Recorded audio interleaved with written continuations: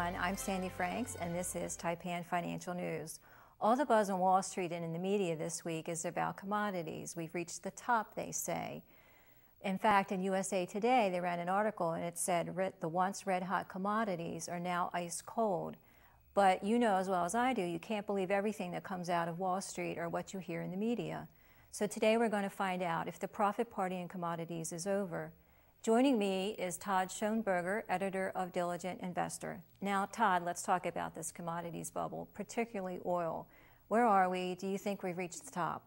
No, we have not reached the top. We are seeing an oversold pattern in oil right now. As a matter of fact, the price for a barrel of crude at the New York Merc is selling for $15 off its high. But if anything, that's creating a great buying opportunity during this oversold trend. But if the price is down, doesn't that sort of go along with what everybody is saying on Wall Street, that the commodities market is over? No, it's not over. It's actually just basic supply and demand economics.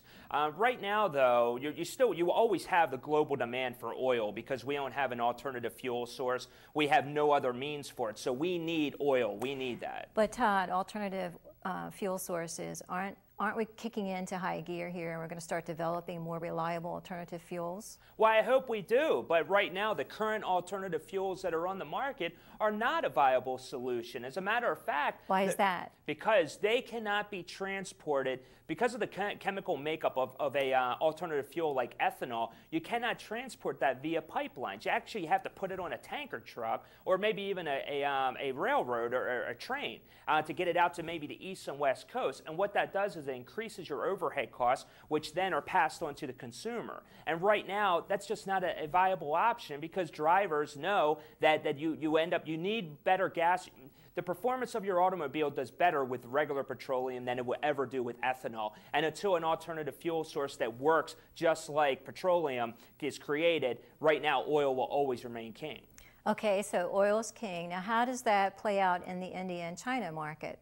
Well, you think of India and China as maybe former underdeveloped countries. Now they're economic superpowers. China, for instance, has a gross domestic product of 11%. In Shanghai alone, it's 13%. And because of that building middle class and all of that money that everyone has, they're buying automobiles. They want to transport. They want to live like the Western Hemisphere. Well, what is happening now, they demand the fuel. They are demanding oil. The entire world requires 84 million barrels a day just to survive. Right now, humans are only pumping out 85 million barrels a day. Eventually, those numbers will crisscross, and then you'll really see the spike in prices for oil. Is their demand for oil going to outpace us in the U.S.? Well, it could. It very well could. But right now, no. Because when you look from now, probably for the next 10, 15 years, the U.S. actually requires 25% of the entire world's supply of oil. But that could change, but probably not for at least a decade.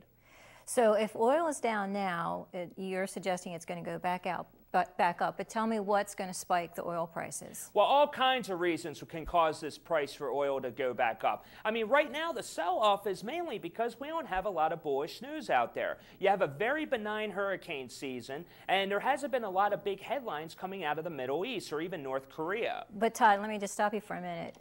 All of the meteorologists suggest that we probably aren't going to have much more hurricanes. I mean, in fact, they downgraded the number of hurricanes that they expect the U.S. to have. So how does that, I mean, what does that do? Well, you're absolutely correct there, Sandy. And as a matter of fact, we wrote a commentary about this on the Diligent Investor, that we feel that now with the hurricanes, they're probably non-existent now. We're coming to the tail end of the season. Right, so that probably won't spike oil, though. Absolutely correct. And as a matter of fact, now you have a lot of the vacationers, or nobody's taking a drive anymore because kids are back to school. So as a result, there isn't a clear-cut demand in this country for fuel. You are actually seeing a price for a gallon of unleaded gas drop significantly as well. But what's going to end up happening is now we're coming into the winter months. You will begin to see the December contract trading at the New York Merc in about a week, and as a result, that will be the increase in the price for a barrel of crude. And because of that demand, that is the reason why you want to invest in oil now. Take advantage of the sell-off because you're going to be happy in a few months from now. So you're recommending that investors stay invested invested in oil. Without a doubt, Sandy, you want to stay with oil. This is a great commodity. The demand for oil will never end, and it's only going to grow. And when you look at basic supply and demand economics, that's the reason why you want to invest in oil and hold on to your positions right now.